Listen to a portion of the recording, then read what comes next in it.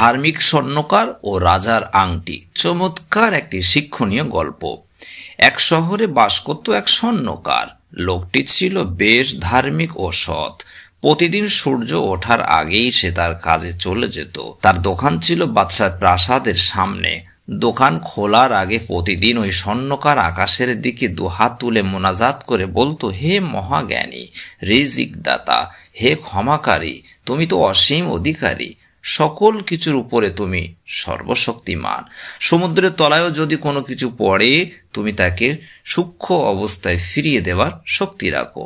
এই দোয়া করে দোকানের দরজা খুলতো প্রতিদিন। বাদশার প্রাসাদ যেহেতু কাছেই ছিল, সে কারণে স্বর্ণকারের মোনাজাতের শব্দে প্রতিদিন বাদশার মজার ঘুম ভেঙে যেত, কেননা প্রাসাদের জানালা খোলাই থাকতো। একদিন বাদশার ঘুম ভাঙতেই বাদশার রেগে মেগে চিৎকার করে বলল, কে এই লোক প্রতিদিন সকালবেলা আমার আরামের ঘুম হারাম করে দেয় আর ভেঙে দেয় চমৎকার স্বপ্ন? বাদশাহ তার এক চাকরকে ডেকে জিজ্ঞেস করে জানতে পারল যে এটা এক স্বর্ণকারের কাজ, আর তার দোকান হচ্ছে প্রাসাদের সামনে। এ কারণেই ওই স্বর্ণকারকে উচিত শিক্ষা দেওয়ার চিন্তা করলো বাদশাহ। উজিরকে ডেকে একটা হীরের আংটি নিল এবং প্রাসাদ থেকে বেরিয়ে দুজনেই স্বর্ণকারের দোকানের দিকে পা বাড়ালো। স্বর্ণকার বাদশাকে তার দোকানের সামনে দেখে থ মেরে গেল। বাদশাহ মূল্যবান ওই আংটিটা স্বর্ণকারকে দেখিয়ে বলল, এই আংটিতে একটা ইয়াকুত পাথর বা রুবি আছে, যার দাম কয়েক হাজার স্বর্ণ মুদ্রা। আমি খুব ভয় পাচ্ছি এই মূল্যবান পাথরটি হারিয়ে না যায়, সে কারণেই তোমার কাছে এলাম। তুমি রঙিন একটা কাঁচ দিয়ে হুবাহুব এই রুবি পাথরের মতো আর একটি পাথর বানাবে। আমি ওই নকল আংটিটাই সব সময় পরব, আর বিশেষ বিশেষ অনুষ্ঠানে আসল রুবির আংটিটা পরব। এই বলে বাদশাহ আংটিটা স্বর্ণকারের হাতে দিয়ে বলল, আংটিটা সাবধানে রেখো কিন্তু। স্বর্ণকার আংটিটা নিল এবং ছোট্ট একটা বাক্সে ঢুকিয়ে সিন্দুকের ভিতরে রাখলো এবং সিন্দুকের দরজা বন্ধ করে দিল। বাদশাহ স্বর্ণকারকে বলল, এক গ্লাস পানি দাও তো। স্বর্ণকার তাড়াতাড়ি করে চলে গেল বাদশার জন্য পানি আনতে। বাদশাহ এই ফাঁকে সিন্দুকের দরজা খুলে আংটিটা পকেটে ঢুকিয়ে নিল। স্বর্ণকার এসে পৌঁছালো পানি নিয়ে, বাদশাকে পানি দিল। বাদশাহ স্বর্ণকারকে বলল, আমি যাবার আগেই সিন্দুকের দরজাটা ভালো করে বন্ধ করো। স্বর্ণকার তাই করল। শেষ পর্যন্ত বাদশাহ বলল, তোমাকে 3 দিন সময় দেওয়া হলো। 3 দিনের মধ্যে আমার আংটি চাই। 4র্থ দিন সকালে নকল আংটি আর আসল আংটি একসাথে তোমার কাছ থেকে বুঝে নেব। সাবধান, আবারও বলছি সাবধান, আমার আংটি হারালে কিন্তু তোমার গর্দান যাবে। এই বলে বাদশাহ উজির সহ সেখান থেকে চলে গেল সমুদ্রের দিকে। সমুদ্রের পাড়ে গিয়ে একটা নৌকায় চড়ল। নৌকা সমুদ্রের তীর থেকে বেশ খানিকটা দূরে যাবার পর বাদশাহ তার আসল আংটিটা পানিতে ফেলে দিল। এরপর নৌকা তীরে ভিড়িয়ে বাদশাহ এবং তার উজির ফিরে গেল প্রাসাদে। স্বর্ণকার তার দোকান বন্ধ করে বাসায় ফিরে গিয়ে তার স্ত্রীকে পুরো ঘটনা খুলে বলল। স্ত্রী তাকে বলল, তাড়াতাড়ি দোকানে ফিরে যাও।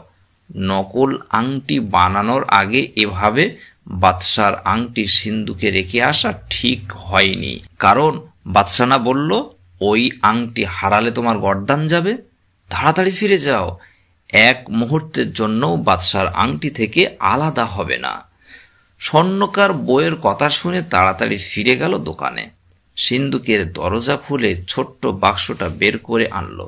খুলে দেখলো বাক্স খালি, কিছুই নেই ভিতরে। স্বর্ণকার আশ্চর্য হয়ে গেল, কোথায় গেল আংটি, কিভাবে গেল? তখনই স্বর্ণকারের বউ স্বামীর জন্য খাবার নিয়ে এলো দোকানে। এসে দেখে স্বর্ণকারের এই অবস্থা। স্বর্ণকার বউকে বলল, আংটি নেই সিন্দুকে। বউ নিজ গালে চড় মেরে কান্নাকাটি হাহুতাশ করে সারাটা দিন স্বামীর সাথে আংটি খুঁজে বেড়ালো, কিন্তু কোনো কাজ হলো না। এভাবে 3 দিন চলে গেল। ওই 3 দিন বাদশাহ স্বর্ণকারের কোনো মোনাজাতের আওয়াজ শোনেনি। বাদশার ঘুমেরও ডিস্টার্ব হয়নি। বাদশাহ তার উজিরকে ডেকে বলল, আমার প্ল্যানটা কাজে লেগেছে।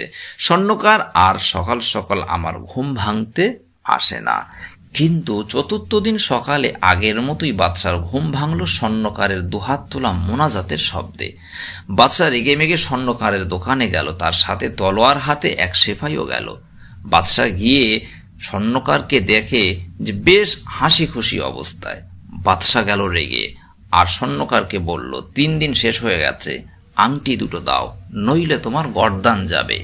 স্বর্ণকার অত্যন্ত স্বাভাবিকভাবে সিন্দুকের দরজা খুলে বাক্সটা বের করে বাদশার হাতে 2টি আংটি বুঝিয়ে দিল। বাদশা আশ্চর্য হয়ে বলল, অসম্ভব, অবিশ্বাস্য, কি করে এই আংটি পেলে তুমি? তুই কি করে ঠিক সেরকম আংটি তৈরি করলি? স্বর্ণকার বলল, আমি এবং আমার বউ যখন আংটি পাওয়ার ব্যাপারে হতাশ হয়ে পড়লাম, দোকানে যেতে পারলাম না, ঘরেই বসে থাকলাম, খাওয়া দাওয়া ছেড়ে দিয়েছি। আমার বউ বাজারে গিয়ে একটা বড় মাছ কিনে আনলো। মাছের পেটের ভিতর আপনার সেই মহামূল্যবান আংটিটা পাওয়া গেল। আমি দেখেই চিনে ফেললাম এটা বাদশার সেই আংটিটাই। তাড়াতাড়ি আংটিটা নিয়ে দোকানে গিয়ে কাজ শুরু করে দিলাম। ব্যাস, তুমি যেরকম চেয়েছিলে সেরকম আংটি বানিয়ে ফেললাম। কাজ শেষ হবার পর আমি আবার সেই দোয়াটা পড়লাম, যে দোয়াটি আপনি প্রতিদিন শোনেন। বাদশার বিশ্বাসই হচ্ছিল না। দুহাত বাড়িয়ে স্বর্ণকারকে বুকে জড়িয়ে নিয়ে বলল, সুবহানাল্লাহ, তুমি আসলেই এক নেককার বান্দা। আমি তোমাকে বিপদে ফেলার জন্য যা যা করেছি সেসবের জন্য ক্ষমা চাইছি। এরপর বাদশাহ তাড়াতাড়ি তার সেফাইকে বলল স্বর্ণকারের জন্য বিরাট একটা থলে ভর্তি করে দিনার নিয়ে আসতে। সেফাই তাই করল।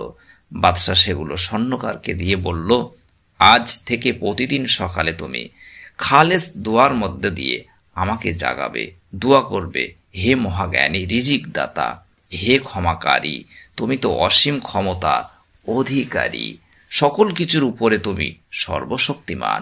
সমুদ্রের তলায়ও যদি কোনো কিছু পড়ে, তুমি তাকে সূক্ষ্ম অবস্থায় ফিরিয়ে দেওয়ার শক্তি রাখো।